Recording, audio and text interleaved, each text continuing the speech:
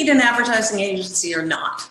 Sometimes people have to decide what services they need outside and what services they need to hire for. I'm Angela Kaysen at Tempo Strategic, and I want to give you a couple of things to think about if you're making those decisions as you plan for next year.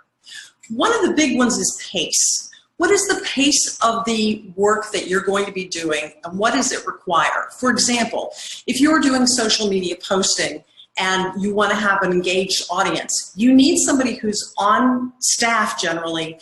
We usually recommend it so that they can answer quickly, so that if there's a bigger question that they can't quite answer, they have immediate access to their superiors and can respond in close to real time. So if you're doing something that requires a quick pace, think about, especially social media posting, think about having somebody in-house to do that for you. And if they're going to do it on a daily basis, that's another reason to keep somebody close to your vest.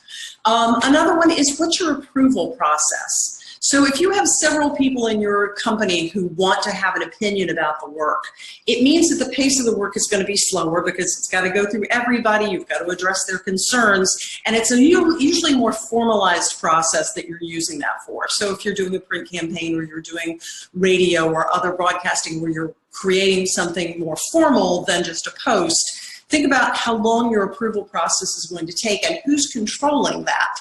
So if you have a young person in your office who's doing your social media, you probably have a pretty narrow or pretty shallow approval process. But if you are doing a big campaign and you are the manager of that campaign, you want to control that approval process and control the feedback that goes to the agency.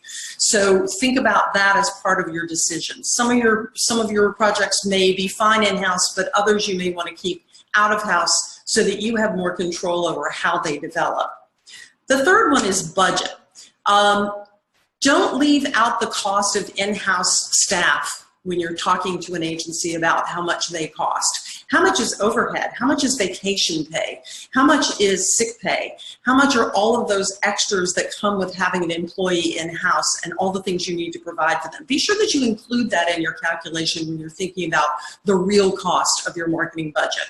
If you want to read more, I've got a whole blog on it at tempostrategic.com, and I'm happy to talk with you about your budgeting challenges in the years to come. Thanks so much. Angela Kaysen, Tempo Strategic.